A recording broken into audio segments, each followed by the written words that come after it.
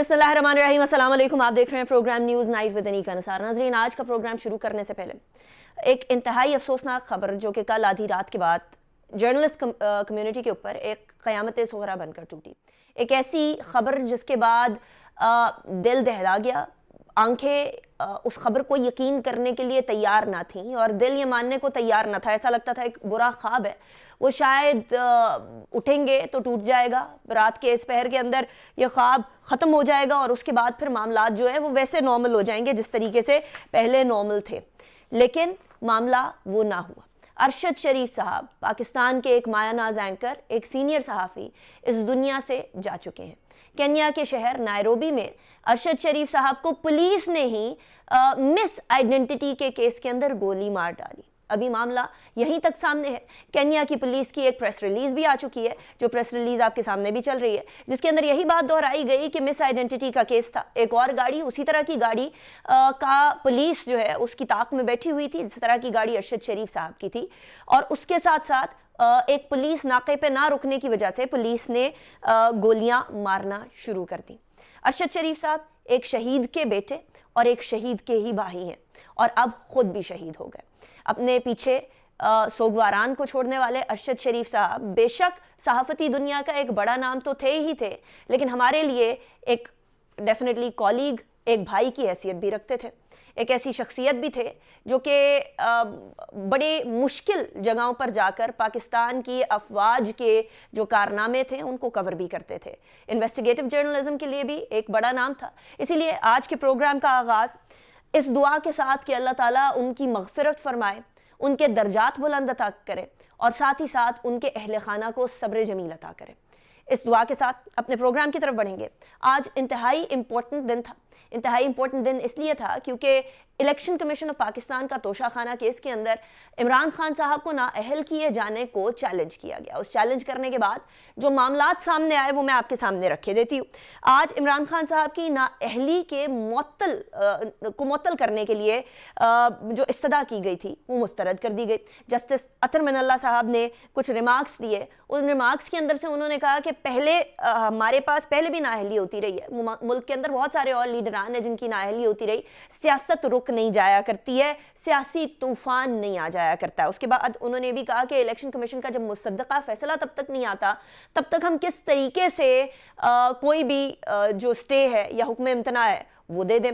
Not just that, उन्होंने ये भी फरमाया कि इमरान खान साहब के जो इलेक्शन लड़ने की पाबंदी है वो इसी नशिस्त के ऊपर थी, वो किसी और नशिस्त के ऊपर इंतखाबात लड़ सकते हैं, कोई भी उनके ऊपर कदगन नहीं है। उसके बाद इलेक्शन कमीशन ऑफ पाकिस्तान की तरफ से तफसीली फैसला भी आ जाता है। उस तफसीली फैसले के अंदर इमरान खान साहब के ऊपर ये जो फैसला सुनाया जाता है उसके अंदर कहा जाता है कि उन्होंने जानबूझकर इलेक्शन कमीशन को गलत गोशवारे जमा करवाए और इमरान खान से मिलने वाले तहाइफ गोशवारों में जाहिर नहीं हुए। जो जो उनको गिफ्ट्स मिले एक प्राइम मिनिस्टर होते हुए जो तोशाखाना में जाने चाहिए थे उन को गोशवारों के अंदर किसी तरीके से उन्होंने डिक्लेयर नहीं किया। इमरान खान ने इलेक्शन एक्ट की दफात 137, 167 और 173 की खिलाफ वर्जी की है। इमरान खान का पेश करदा बैंक रिकॉर्ड तहाइफ की कीमत के से मुताबिकत नहीं रखता है। इमरान खान ने अपने जवाब में जो मौक़िफ़ अपनाया वो भी मुबहम है, यानी उसके अंदर भी इबाम पाया जाता है। ये इलेक्शन कमीशन ऑफ पाकिस्तान का वो तफसीली फैसला जिसका बड़े अरसे से इंतज़ार था वो है। इमरान खान का नाअहली जो है वो आर्टिकल 63(1)P के तहत हुई है। जो पिटिशन थी वो ऑब्वियसली 62(1)F के तहत थी। जो नाअहली है इसके ऊपर बहुत बड़ा सवाल पैदा हो गया है कि जिस आर्टिकल के तहत नाअहली होनी थी उस आर्टिकल के तहत नाअहली हुई या नहीं। डिले होने की वजह से भी बहुत सारे सवालात पैदा हुए। अब मैं आपके सामने जरा इलेक्शन एक्ट 2017 का आर्टिकल 173, 137 और 167 रख देती हूँ। आर्टिकल 137 कहता है जी, submission of statement of asset and liabilities every member of the assembly and senate shall submit to the commission on or before 31st December each year a copy of his statement of assets, liabilities, including assets and liabilities of his spouse and dependent children as on preceding 13th day of the June on Form B. तो ये कुछ requirements है। इसके अलावा 1, 2, 3 बाकी सारी भी हैं। इलेक्शन एक्ट 2017 का जो 173 सेक्शन है वो कहता है कि making or publishing a false statement or declaration, a person is guilty of making or publishing false statement or declaration if he makes or publishes false statements or submit false or incorrect declaration in any material, particularly concerning the personal character of candidate, relating to the symbol of candidate, regarding the withdrawal of a candidate, and in respect to the statement of assets and liabilities. और assets और liabilities की यहाँ बात हुई कि तोशाखाना के अंदर उनके बैंक अकाउंट तोशाखाना वाले जितने भी एसेट्स थे या जो तहाइफ खरीदे थे उससे मुताबिकत नहीं रखते। इसी तरीके से article section 167 of election act 2017 वो करप्ट प्रैक्टिसेस की बात करता है कि a person is guilty of the offence of corrupt practices if he is guilty of bribery, exercising undue influence, capturing of polling station, etcetera etcetera. So ये सारे इल्जामात जो हैं वो इस फैसले के अंदर, इस डिटेल फैसले के अंदर इमरान खान साहब के ऊपर लगाए गए हैं। अब आर्टिकल 63(1)(p) भी कुछ कहता है। वो कहता है कि जी disqualification of members of Majlis Shura. Now Article 63(1)(p) says he is for the time being disqualified from being elected or chosen as a member of Majlis Shura or of a provincial assembly under any law for the time being in force। यानी उस नशस्त के ऊपर तो उनकी नाअहली हो गई है, अब बाकी इलेक्टेड होने के ऊपर वो सवालिया निशान बन रहा है, क्योंकि यहाँ ये स्टेटमेंट आई अदालत की तरफ से कि बाकी इलेक्शन लड़ सकते हैं और यहाँ आर्टिकल 63(1)(p) ये कह रहा है। बहरहाल इसके बारे में तफसीली गुफ्तगू करते हैं। अली गौहर बलोच साहब हमारे साथ मौजूद हैं, PMLN के सीनियर रहनुमा है। बहुत शुक्रिया अली गौहर बलोच साहब, आपने हमें ज्वाइन किया। सेनेटर ताज अहदर साहब हमारे साथ मौजूद हैं, पाकिस्तान पीपल्स पार्टी के बहुत सीनियर रहनुमा हैं। बहुत शुक्रिया सेन साहब, आपने हमें ज्वाइन किया। It's a pleasure having you in the show. इसके अलावा नदीम कुरैशी साहब हमारे साथ मौजूद हैं, पाकिस्तान तहरीक इंसाफ के रहनुमा है। बहुत शुक्रिया। आमिर ज़िया साहब हमारे साथ मौजूद हैं, सीनियर एनालिस्ट। आमिर ज़िया साहब, सबसे पहले मैं आपसे इसलिए शुरू करूंगी क्योंकि हमारी फ्रेटर्निटी का आज एक बहुत बड़ा लॉस हो गया है, एक बहुत बड़ा नाम हमारे यहाँ से चला गया है, जो ऑब्वियसली जिन्होंने हम सब की ज़िंदगियों के अंदर कोई ना कोई किरदार तो अदा किया ही है, प्रोफेशनल ज़िंदगी के अंदर या जनरल कमराडरी के अंदर, लेकिन पूरे पाकिस्तान के अंदर भी एक हलचल सी मच गई है। उसके ऊपर कुछ कहना चाहेंगे? जी अनीका, बहुत शुक्रिया आपका।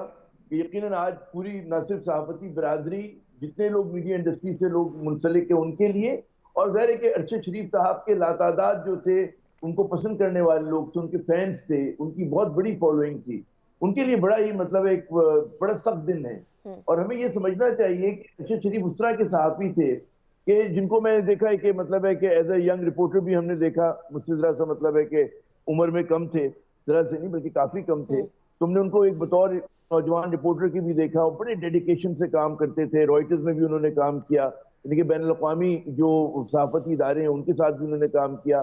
फिर जब वो दोबारा आए कौमी धारे के अंदर, उसमें उन्होंने देखा कि बहुत कम वक्त में उन्होंने अपने लिए बहुत बड़ा नाम बनाया, और वो नाम उन्होंने अपनी जो असूलों की से वो थी, सहाफत थी, उसकी वजह से बनाया, अपनी जुर्रत की वजह से बनाया। एक बहुत तजर्बेकार सहाफी, इस तरह के उन्होंने कॉन्फ्लिक्ट रिपोर्टिंग को, टीवी की कॉन्फ्लिक्ट रिपोर्टिंग जो होती है उसमें उन्होंने मेरे ख्याल में वो अवलीन हमारे सहाफी हैं कि जिन्होंने करके दिखाया, वरना प्रिंट मीडिया के हुआ करते थे एक जमाने में, तो वो मैं समझता हूँ कि वो पहले तजर्बेकार थे। और फिर आप ये देखें कि उन्होंने जो भी उनका नैरेटिव था जिसमें वो यकीन रखते थे, फिर उसकी मगर लोगों ने मुखालफत भी की तो वो डट के उस बात पे खड़े रहे, और उन्होंने ये नहीं देखा कि जनाब कौन सी ताकतवर शख्सियतें, कौन से ताकतवर इदारे जो हैं वो इस बात पे नाराज और बरहम हैं। क्योंकि एक जमाने में उन पे ये उनके जो नाकदीन थे इल्जाम लगाते थे कि जी वो बात करते हैं कि जो मतलब हमारे इदारों की पसंद की बात होती है, हालांकि ऐसा नहीं था। उनका यकीन था, वो नेशनलिस्ट, एक वो वतन परस्त, कौम परस्त पाकिस्तानी सहाफी थे, और वो उनकी गुफ्तगू से, उनके जो भी उन्होंने प्रोग्राम्स किए, उनकी तहरीरों से इसकी झलक आती थी। मैं समझता हूँ, और एक बात अगर आप मुझे कहने की इजाजत है, जिस पुरस्कार हालात उनका तो उनको शहीद किया गया, कत्ल किया गया, देखिए जो कॉन्फ्लिक्ट रिपोर्टिंग होती है, अनिका आप मुझसे बेहतर जानती हैं, आपको भी तजुर्बा है, हम सब ने, जब मैंने भी रॉयटर्स में काम किया AP में, हमें ट्रेनिंग कराई जाती थी हॉस्टाइल एनवायरनमेंट में ऑपरेट करने की। ये जो इल्जाम लग रहा है ना कि उनकी गाड़ी रुकी नहीं पुलिस नाके पे, नाकाबिले यकीन है। ये हमेशा हमें हम सबको बताया गया था कि जी अगर पुलिस या कोई सिक्योरिटी चेक पोस्ट आए, रोकेंगे, रात के वक्त होगा तो हेडलाइट आप बंद करेंगे और अंदर की गाड़ी रोशन करेंगे, अंदर से जो रोशनी होती है उसको रोशन किया जाएगा, और अपने हाथ जो अगर आप ड्राइव करें तो स्टीयरिंग व्हील पे नजर आए, ताकि ये किसी को महसूस ना हो कि आप उनके खिलाफ कोई कार्रवाई कर सकते हैं। तो ये चीजें मैंने भी अफगानिस्तान कवर किया, इन्होंने भी बहुत ज्यादा कॉन्फ्लिक्ट रिपोर्टिंग की, हमें ये चीजें बताई गई थी बाकायदे ट्रेनिंग में ले जाके। ये हो नहीं सकता कि अरशद शरीफ साहब की जो व्हीकल हो वो पुलिस को वो डॉज करने की कोशिश करे, मतलब खिलाफ अकल बात है। सही। तहकीकात होनी चाहिए, बहुत बड़ा हमारे लिए एक मतलब एक सदमे की बात है, बहुत बड़ा नुकसान है हमारी बरादरी के लिए, और ये आसानी से पूर्ण नहीं होगा, और इसकी और भी असरात होंगे हमारी मतलब सियासत में भी और सहाफत में भी। तो खुदा करे मतलब ये चीजें संभल जाए, बेहतर हों। जी राइट राइट। अच्छा, अब जरा अपने सियासी टॉपिक की तरफ भी बढ़ते हैं। ताज हैदर साहब, इमरान खान साहब की तोशा खाना के हवाले से जो डिस्क्वालिफिकेशन है, अब बहुत सारे लोग ऑब्वियसली उन्होंने अगले इंतखाबात लड़ने हैं, उन इंतखाबात के लिए वो चाहते हैं कि ये वाला फैसला जो है एटलीस्ट मुअत्तल हो, लेकिन अदालत ने कहा है कि बाकी सारी जगह पर, बाकी सारे हलकों के अंदर तो वो इंतखाबात लड़ सकते हैं। तो तोशा खाना केस का एज सच बाकी जमातों को जो हुकूमत में बैठी हैं उनको कुछ फायदा हुआ इमरान खान साहब की डिस्क्वालिफिकेशन का या नहीं? बात है कि किसी सियासी लीडर पे इस किस्म के इल्जामात हों, तो मैं तो इसे अफसोसनाक समझता हूँ, क्योंकि मतलब एक की इज्जत सबकी इज्जत होती है, और मेरी ख्वाहिश यही थी कि वो इस किस्म की बात ना करते कि जिसकी वजह से ये तमाम बदनामी उनके हिस्से में आई। और भी केसेस हैं, सब हैं, उनको भी देखेंगे, लेकिन ये जो शवाहिद हैं ये बिल्कुल ऐसे हैं कि जो उन्होंने खुद तस्लीम किए हैं, और मतलब जिनसे आप रूगर्दानी कोई भी अदालत नहीं कर सकती। मेरे लिए ये अफसोसनाक है कि किसी सियासतदान पे इस किस्म के इल्जामात लगे। सियासतदानों को इन इल्जामात से ऊपर होना चाहिए।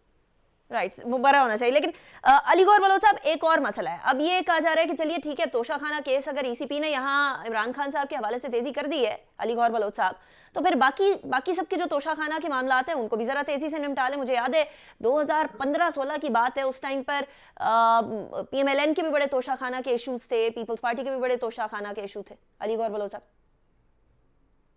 बिस्मिल्लाहिर्रहमानिर्रहीम। देखें निका, सबसे पहले तो अरशद शरीफ साहब की जो मतलब है कि शहादत हुई है, और ये एक बड़ा अलमनाक वाक़या है हमारे पूरे मुल्क के लिए, ना सिर्फ सहाफ़ती बरादरी के लिए बल्कि पूरे मुल्क के लिए ये एक बहुत बड़ा सान्या है, क्योंकि एक नौजवान सहाफ़ी थे और जाहिर है कि वो अपनी एक राय भी रखते थे, और इख्तलाफ राय तो मतलब है पूरे मुआशरे का, और जो मैं समझता हूँ कि सहाफ़त का हुस्न होता है, और उस पर इख्तलाफात हो सकते हैं, इख्तलाफ राय हो सकता है, लेकिन इस बात में कोई शक शुबा नहीं कि वो एक बड़े मेहनती साफ़ी थे और उन्होंने बड़ा अरसा इस मैदान में साबित की है।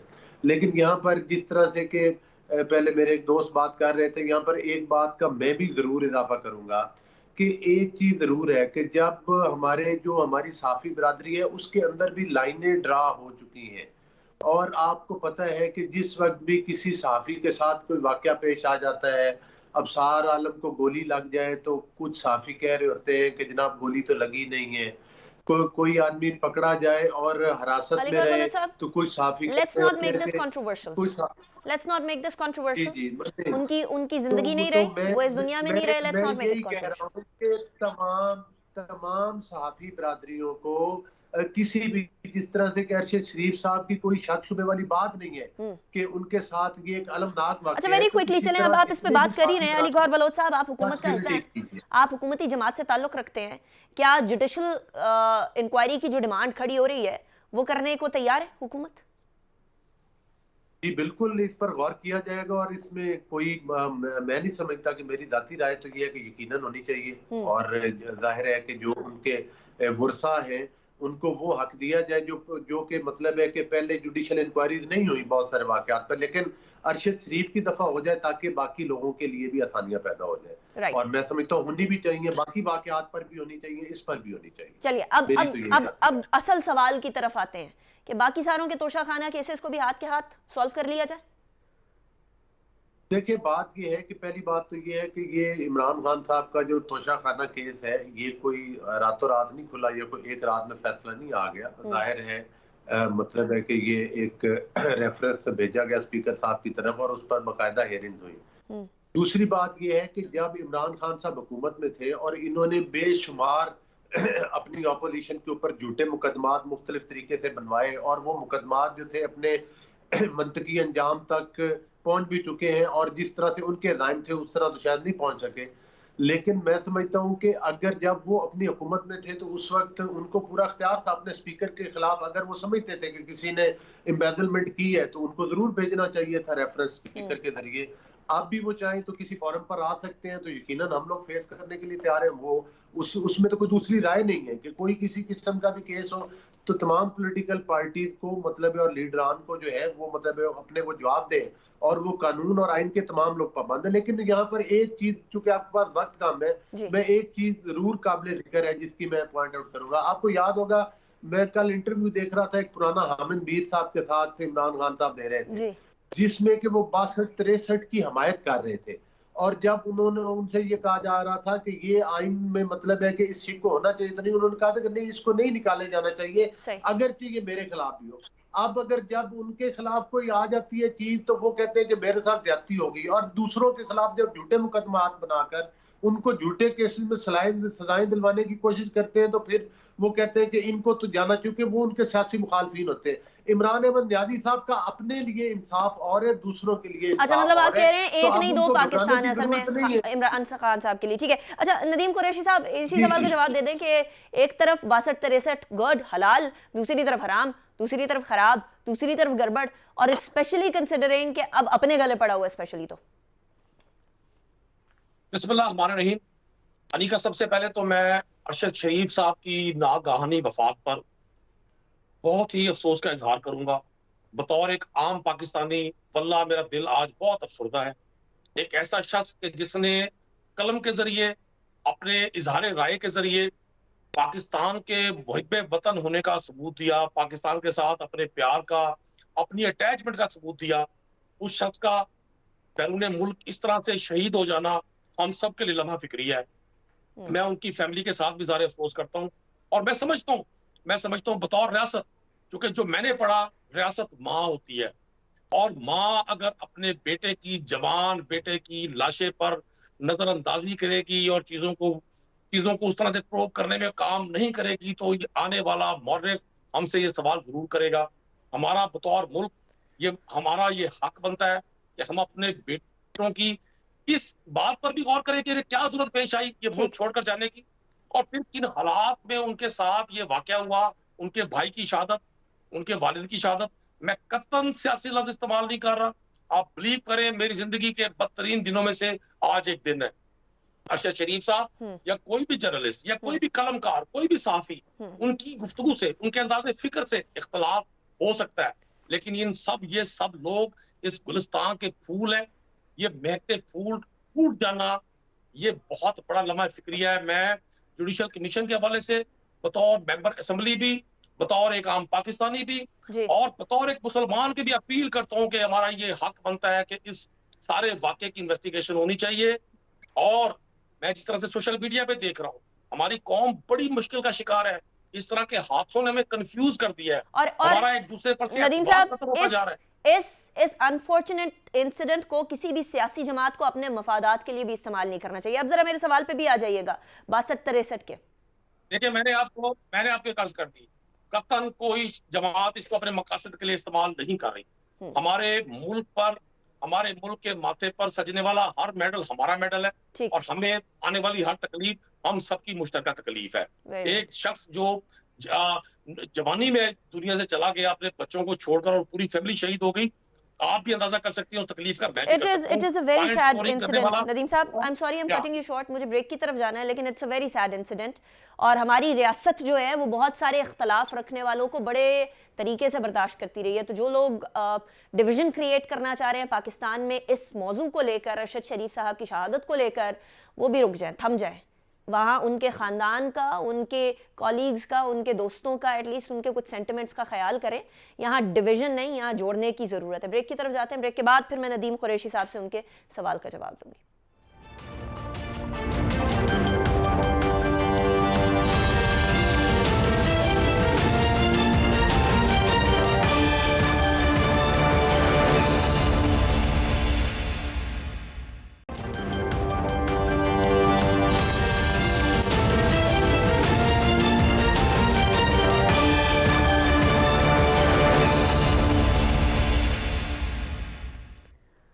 Welcome back after the break. Break पे जाने से पहले नदीम कुरैशी साहब, आपके लिए सवाल छोड़े गई थी कि 62 और 63 तब अच्छे लगते हैं जब किसी के गले का तौक बने हो, जब अपने पाँव की जंजीर बन जाए फिर बुरे लगने लग जाते हैं। क्या ये बात पाकिस्तान तहरीक इंसाफ के लिए दुरुस्त है जो अली गौहर बलोच साहब ने भी एक इल्जाम लगाया?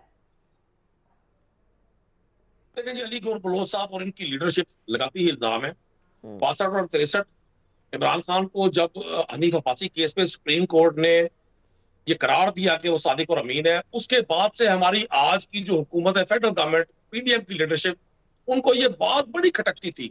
और दो बातें अनिका रिकॉर्ड का हिस्सा रहेंगी हमेशा कि ये बारहा कहा जाता रहा कि जी ये खुद को सादिक और अमीन कहते हैं, सुप्रीम कोर्ट ने क्यों कहा इनको, हालांकि वो हनीफ अब्बासी केस में एक डिसीजन था।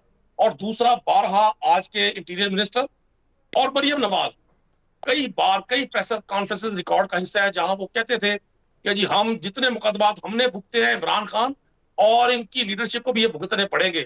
और फिर आपने देखा आज पाकिस्तान में दो ही खबरें रोजाना मौजूद बहस होती है। एक खबर यह है कि जी इमरान खान पर कोई मुकदमा कायम हो गया, और दूसरी खबर यह कि पीडीएम की लीडरशिप से कोई मुकदमा खत्म कर दिया गया। तो मैं हैरान इस बात पर हूं कि जिन लोगों पर इवन फील्ड, सरे महल और चंद नाम जो as a grass root level political worker मैंने इनहेरिट किया अपने सिस्टम से, मिस्टर 10%, मिस्टर एफर्ड्रेन, राजा रेंटल, ये तमाम लफ्ज वो है जो पाकिस्तान की सियासत में मुख्तलिफ लोगों से मंसूब किए गए। इनमें से एक लफ्ज भी ना इमरान खान ने लकब किसी को दिया, ना इमरान खान की टीम में से किसी ने दिया। ये वो तमाम लोग आज इकट्ठे हैं जो इन अलकाबात से एक दूसरे को नवाजते थे। और रिसेंट पास्ट में राजा रेंटल के नाम से केस शुरू किया गया बाकायदा, और आज वही साहब स्पीकर नेशनल असेंबली है। तो मैं समझता हूं इनके ज़हन में ये दो चीजें थी कि हमने हर सूरत इमरान खान को मुकदमात में भी उलझाना है, और इमरान खान से जो अल्लाह की तरफ से उन्होंने तो उलझाना है। पंजाब के अंदर आप लोग भी वही काम करना शुरू हो गए थे नदीम कुरैशी साहब, उन्होंने तो करना ही करना है। चले वो तो खुर्रम दस्तगीर साहब ने भी कह दिया कि हम केसेस खत्म करने हैं, लेकिन आप लोगों ने भी पंजाब में इनके खिलाफ केस चलाना शुरू कर दिया। जी मैं एक अर्ज करता हूँ, हमने देखना ही है कि एक कॉमन पाकिस्तानी इस सारे माहौल से क्या मैसेज ले रहा है। एक कॉमन पाकिस्तानी का एतबार इमरान खान पर बढ़ रहा है। आप आज भी हालात देख लें, हर शख्स की जुबान पर यही बात है कि जब आप सियासी मैदान में मुकाबला नहीं कर सके, जब आपको 17 जुलाई को तमाम गवर्नमेंट्स की पार्ट होने के बावजूद इंतखाबात में शिकस्त हुई, जब आपको 16 अक्टूबर को लोगों ने पाकिस्तान भर में एक शख्स की तस्वीर को और पोस्टर को वोट दिए, तो आपके पास यही हल था कि आप इमरान खान को इस साइड पर लेकर जाए। देखिए, तोशा खाना में इमरान खान साहब ने जो भी तारीफ लिए वो कानून के और कायदे के मुताबिक लिए, उन पर कोई करप्शन नहीं है जो पाकिस्तान का कायदा और कानून कहता है। ठीक है, अगर उन्होंने उस कायदे और कानून से हटकर कोई चीज की, अच्छा, ये वाला पॉइंट इंपॉर्टेंट है। जरा give me a moment Nadeem साहब। आमिर जिया साहब, अब ये पॉइंट के ऊपर वाकई में बहस होना बनती है कि क्या तोशा खाना से गिफ्ट लेना जो है, खरीदना, वो इलीगल है? क्या तोशा खाना से खरीदा हुआ गिफ्ट जो उसके कवायद हैं उसके हिसाब से, क्या उसको बेचना गलत है? क्या उसको ज़ाती इस्तेमाल में उस पैसे को लेकर आना गलत है? क्या कानूनी तौर पर गलत है, मॉरली गलत है? अब तो नाअहली सामने आ गई है ईसीपी ने, ऑब्वियसली इसी को सामने रखते हुए। तो व्हाट डू यू थिंक कि क्या इमरान खान साहब का कसूर वो तोशा खाना का गिफ्ट खरीदना और बेचना था, या उसको छुपाना था असल में? कि खरीदना या बेचना जो है ये कोई मतलब लीगली कोई इलीगल काम नहीं हुआ। खरीदा गया है वो रेट, अब हमें उससे इख्तलाफ हो सकता है कि जी सस्ता क्यों उनको मिल रहा है, लेकिन वो सिर्फ उनके लिए नहीं है, माजी के वज़ीर आज़म के लिए भी था। तो इलीगल तो नहीं है, ना खरीदना उसको इलीगल है, ना खरीद, जब आपने चीज खरीद ली आपकी मिल्कियत हो गई तो उसके आपकी मर्जी है कि आप इसको आगे किसी को तोहफे में दे दें या बेच दें, तो ये तो कोई बात नहीं बनती। अच्छा, दूसरी बात है कि जो छुपाने का है, जिसके ऊपर मेरी वकला से बात हुई और जिसकी वजह से वो कहते हैं जी फ्लॉड एंड वीक डिसीजन जो ईसीपी ने दिया, उसकी वजह ये कि जनाब उन्होंने वो चीज उस साल नहीं अगले साल डिक्लेयर कर दी। जब उनके पास वो रकम आई तो उसको उन्होंने अगले साल दिखा दिया। उस वक्त भी वो हुकूमत में थे, उस जब उन्होंने डिक्लेयर किया, और जब जिसको कह रहे हैं छुपाया, आई डोंट नो कि छुपाया था या उसके अंदर वो था कि जी क्योंकि वो प्रोसेस में होंगे, वो रकम नहीं आई होगी तो हम सपोज कर सकते हैं, लेकिन अगर छुपाना होता तो अगले बरस भी ना दिखाते उस चीज को, तो छुपाया नहीं था। तो इसी वजह से लोग कहते हैं कि जी it is a weak decision. फिर दूसरी बात हमें समझनी चाहिए कि यहाँ पर एक अजीब गरीब मुआवजा होता है कि जी इमरान खान पे तोशा खाना केस और मनी लॉन्ड्रिंग केस बराबर है, हेवन फील्ड केस और इमरान खान पे केस बराबर है, ऐसा नहीं है। इमरान खान पे जो केस है वो 13 करोड़ गालिबन 13 करोड़ रुपए और कुछ 89 लाख रुपीस का है, 4,400 का कितने का ना। जबकि सिर्फ एक केस जो भी इन पे क्वाश किया गया वजीर आजम पाकिस्तान शहबाज शरीफ साहब पे, वो 16 बिलियन रुपीस की मनी लॉन्ड्रिंग का है। दूसरा केस जो 14 बिलियन का है। मैं एक आदमी पे बात कर रहा हूं मैं। और इस तरह के, अच्छा एवन फील्ड, वो कहते हैं कि जी एवन फील्ड नहीं है, उसी घर में रहते हैं, उन्हीं अपार्टमेंट्स में रहते हैं। फिर आपने जनाब पूरे एंटी करप्शन लॉ को तब्दील कर दिया। आमिर ज़िया साहब, पीटीआई को तो किसी ने नहीं रोका था ना इन केसेस को आगे बढ़ाने पे, तब भी एवन फील्ड में रह रहे थे, तब भी कुछ नहीं किया था। शहजाद अकबर साहब ने दावे भी बड़े बड़े किए थे। देखिए एक बात होती है दावे, हमारे यहाँ जो बदकिस्मती है, हमारे यहाँ तो जो कातिल है हमारा कानून उसको सजा नहीं दे पाता। वो आपने देखा है कि जनाब बड़े मजे से छूट जाते हैं, नाजिम जोखियो केस हो, शाहरुख का केस हो, कोई आप गिनते चले जाइए। ये तो व्हाइट कॉलर क्राइम की बात हो रही है। तो फिर क्या और करें? उसमें जबकि पूरा then what can we do? अगर लीगली छूट जाता है तो फिर तो कोई, फिर क्या करें? व्हाट नेक्स्ट करो। मैं नहीं, बात ये थी लीगली आपने क्या किया, मॉरली आपने ये किया कि आपने कानून बदल दिया। वो थोड़ा बहुत जो आप लोगों को क्वेश्चन कर सकते थे, आपने कहा जी नैब लॉज में, अकाउंटेबिलिटी लॉज में जो अमेंडमेंट की हैं, वो सारी की सारी ऐसी कर दी चंद खानदानों को और अफराद को फायदा पहुंचाने के लिए। उसका पाकिस्तान के आवाम से कोई ताल्लुक नहीं है। मेरा नैब मसला नहीं है। पाकिस्तान के कहते हैं 99.999% लोगों का मसला नैब नहीं है। नैब मसला है चंद करप्ट खानदानों का। उनके लिए आपने जी लॉज चेंज कर दिए। ठीक। तो आपके, और दूसरी बात है क्योंकि ये पावरफुल, ये कनेक्टेड फैमिलीज हैं, ये क्या करते हैं, ये केसेस को डिले करते हैं। इनका स्ट्रेटेजी होती है जी फाइल पे गर्द पड़े, इनकी स्ट्रेटेजी होती है कि जी गवाह मर जाए, इनकी स्ट्रेटेजी होती है कि वो रिटायर हो जाए आईओ, इनकी स्ट्रेटेजी होती है कि रिकॉर्ड चोरी हो जाए। ये सब कुछ हुआ है इस मुल्क में।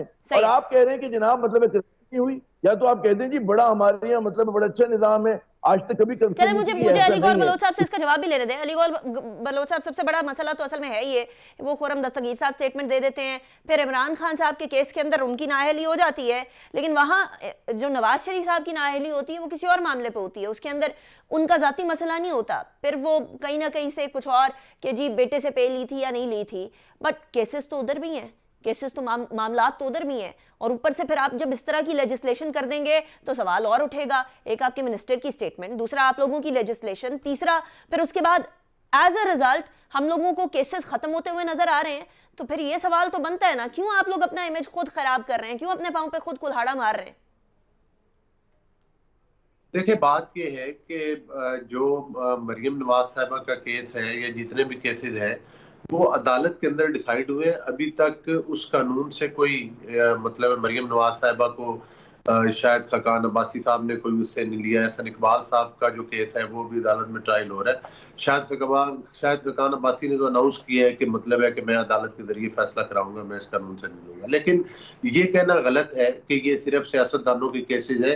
इसमें आपको पता है कि असातिज़ा को, हमारे वाइस चांसलर को भी हथकड़ियां लगाकर अदालतों में पेश किया गया। इवन वकला की बहुत बड़ी कम्युनिटी है कि जो ये कहती थी कि ये एक काला कानून है, इसके अंदर अमेंडमेंट जरूरी है और इसमें तो कोई दूसरी राय नहीं है।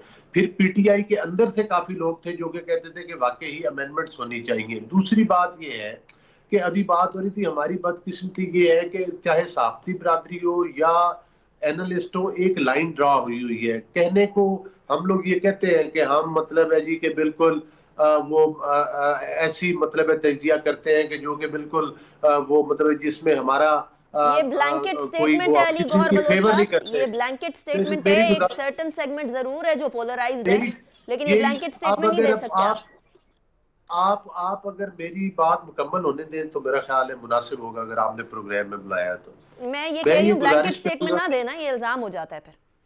नहीं इल्जाम नहीं, कोई बिल्कुल इल्जाम नहीं है, ये तो एक हकीकत है ना। अब उससे इनकार आप करें या कोई करे तो उससे तो नहीं किया जा सकता। दूसरी गुजारिश ये है कि मैं ये कह रहा हूँ कि जो इल्जाम ये लगा रहे हैं कि जनाब इसका मतलब है कि इमरान खान के ऊपर अगर करोड़ों अरबों रुपए की वो जो केस है, फॉरेन फंडिंग केस है, वो तो अभी इन्वेस्टिगेशन इदारे के पास है ना, जिसके अंदर ये स्टे ऑर्डर के पीछे छुपे हुए हैं और उसके अंदर पेश भी नहीं होते। अगर ये इतने दूध के नहाए हुए हैं तो फिर स्टे ऑर्डर क्यों लेते हैं? फिर मुझे ये बताएं, जो फरा गोगी के अकाउंट्स में अरबों रुपए निकले हैं और परवेज लाई की हुकूमत के जरिए, ये मेरा भाई भी बैठा हुआ है कुरैशी साहब, इनकी हुकूमत के जरिए रातों रात वो केस खत्म करवाया गया एंटी करप्शन के जरिए। क्या ये इंसाफ है? इंसाफ ये है कि इमरान खान तोशाखाना लूट ले तो उसके खिलाफ केस नहीं बनना चाहिए। इमरान खान सुनामी ट्रीज में अरबों खा जाए, उसके खिलाफ केस नहीं बनना चाहिए, क्योंकि ये नवाज शरीफ के साथ कंपैरिजन हो रहा है। नवाज शरीफ के साथ क्या कंपैरिजन है? अगर आपने पनामा का केस बनाया था तो सजा आपने अकामा में दी, और पनामा में 200 और लोगों के भी नाम आए थे, वो किधर गए नाम और वो किधर गई इन्वेस्टिगेशन? इमरान अहमद नियाजी साहब को बर्थडे, मुझे ब्रेक की तरफ जाने दें, मैं फिर इमरान वापस आती हूँ आफ्टर ब्रेक।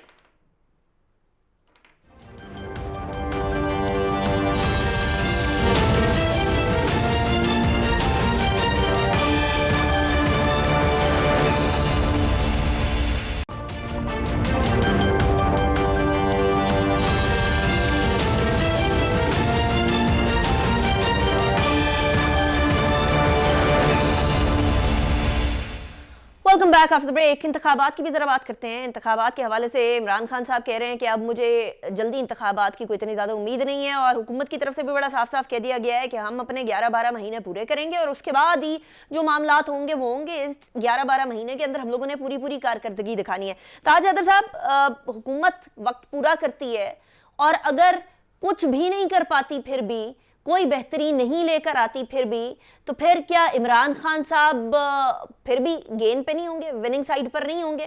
आपको नजर आता है कि 11-12 महीने के अंदर कुछ भी स्ट्रैटेजी ऐसी हो सकती है जिससे मामलात बेहतरी की तरफ जा सके, स्पेशली कंसिडरिंग इकोनॉमी?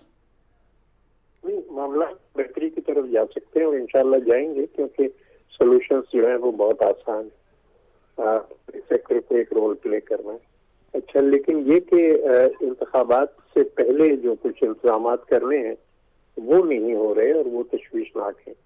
सबसे पहली बात तो ये है कि मरदमशुमारी नहीं हो रही, क्योंकि जब तक मरदमशुमारी नहीं होगी उस वक्त तक हल्का बंदी नहीं हो सकेगी, और जब तक हल्का बंदी नहीं होगी तो उस वक्त तक सही नुमाइंदगी नहीं हो सकती।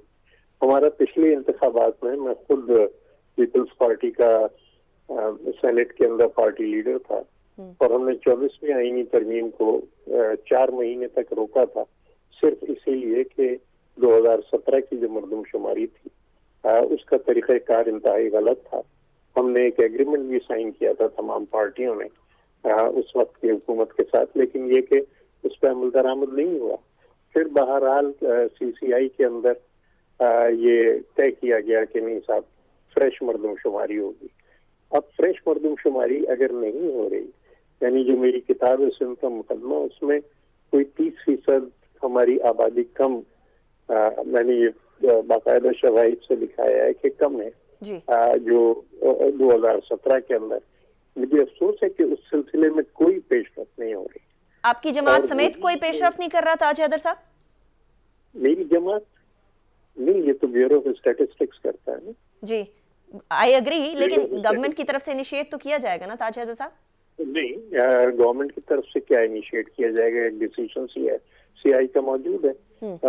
अपने अगस्त के महीने में चीफ मिनिस्टर सिंध ने मीटिंग की थी और उसमें ब्यूरो ऑफ स्टैटिस्टिक्स को बुलाया था, नादरा को बुलाया था, सबको बुलाया था, और उसके अंदर गिनती के तरीक़ेकार पे इत्तेफाक राय हुई थी कि डिफेक्टो तरीके से गिनती की जाए, डिजोरे तरीके से ना की जाए। उन्होंने वही डिजोरे तरीका रखा हुआ है। सही। उसके बाद बहाने बना रहे हैं कि जी हमें इतने लाख टेम्पलेट्स खरीदने। आपको क्यों खरीदने हैं टेम्पलेट्स? आप इस पे कर सकते हैं, ये जो मोबाइल फोन है बड़े आराम से स्मार्टफोन पे कर सकते हैं। ये टेक्नोलॉजी की तरफ जाने में ताज हैदर साहब हम बड़े अवर्स हैं। अनफॉर्चुनेटली वो EVM वाला मामला भी हुआ, लेकिन 3 मिनट मेरे पास रह गए। कुछ नहीं, मैं जिम्मेदारी लेता हूँ। ये जो है ना बहानेबाजी है। अच्छा। एक हमारी और पख्तूनख्वा के जो फाटा के इलाके हैं उनकी आबादी कम दिखाई गई है, बलूचिस्तान की आबादी कम दिखाई गई है। राइट। जो जहाँ रहता है उसको वहाँ रिकॉर्ड कीजिए। पॉइंट नोटेड ताज हैदर साहब। पेंसिल कागज से करता है, कापी पे करता था, और सही मरतब। मेरे पास 3 मिनट रह गए हैं। आमिर ज़िया साहब, क्लोजिंग रिमार्क्स। जनाब, अच्छा देखिए, मुझे नहीं एकदम आया मेरे ऊपर ये सवाल। अगर कोई आप सवाल कर सके तो ज्यादा अच्छा होगा। मैं किस पे दूं? अगले इंतखाबात में तक पहुंचते आप हालात बेहतर देख रहे हैं या नहीं देख रहे हैं? बिकॉज हुकूमत एक्सपेक्ट कर रही है कि अभी भी 11-12 महीने के अंदर मामला ठीक हो जाएंगे। तो असल मैं सिर्फ ये कहूंगा निका, बात ये है कि इस वक्त इस हुकूमत की लेजिटिमेसी जो है वो क्वेश्चनेबल है। बहुत सारे पाकिस्तानी इसके जायज होने पे सवालिया निशान उठाते हैं। ये एक नामुकम्मल कौमी असम्बली के साथ ऑपरेट कर रही है, जहाँ पे एक तरफा कानून साजी हो रही है। अगर ये सिलसिला अगले बरस अगस्त तक चलता है तो उसके नतीजे में आप देखिएगा कि क्या होगा कि मजीद जो है पाकिस्तान में गैर यकीनी सूरत हाल होगी और इंतशार होगा। तो अगर हम ये सस्टेन कर सकते हैं, भला हो सकता है पाकिस्तान को तो होगा, मुझे तो होता हुआ नजर नहीं आ रहा है। जी ठीक ठीक। अली गौहर बलोच साहब, क्लोजिंग रिमार्क्स।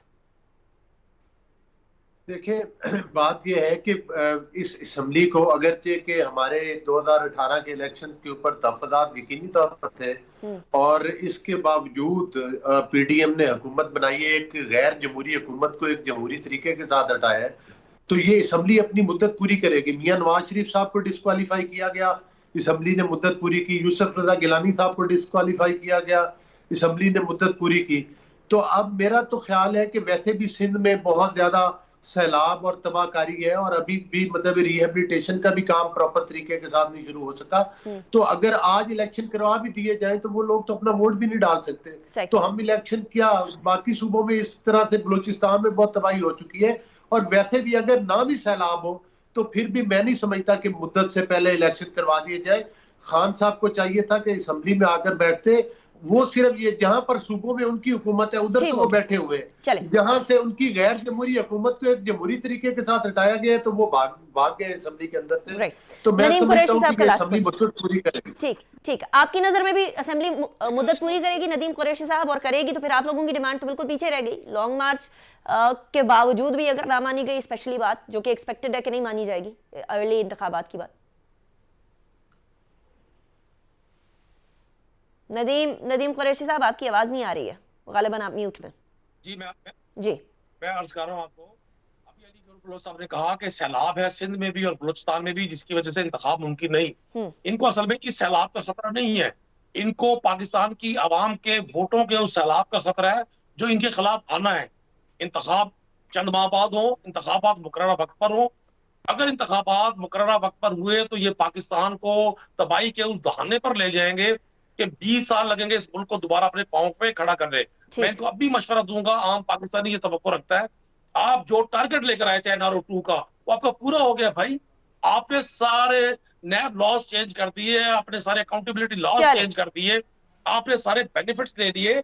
अब आप इस मुल्क की, इस कौम की जान छोड़ दें। एक जनरल गोगी को किसने दिया था एनआरओ? गोगी को किसने दिया? Unfortunately, we don't have time for this debate. बहुत शुक्रिया नदीम कुरैशी साहब, अली गौहर बलोच साहब, ताज हैदर साहब, बहुत शुक्रिया, आमिर ज़िया साहब, थैंक यू वेरी मच। लेकिन एक बात तो बड़ी वाज़ेह हो गई है, इंतखाबात आने वाले वक्तों के अंदर हो ना हो, लेकिन ताज हैदर साहब का पॉइंट बड़ा इंपॉर्टेंट है कि उसके पहले जो तैयारी होनी चाहिए, क्या वो तैयारी की जा रही है या नहीं की जा रही है। एन मौके के ऊपर कहा जाएगा कि नहीं एक्सटेंशन दे दी जाए, जो कि कानूनी तौर के ऊपर इसके जो तरीकाकार है वो है, मौजूद है। तो क्या इस तरह की भी कोई चीज़ ऑन कार्ड्स है या नहीं, ये सवाल छोड़े जा रही हूँ। अनीका निसार को इजाजत दीजिए, अपना बहुत ख्याल रखिएगा इस दुआ के साथ। पाकिस्तान फलता फूलता रहे और पाकिस्तान के सहाफ़ी अल्लाह ताला अपने हिफ्ज़-ओ-अमान में रखे। अल्लाह हाफ़िज़।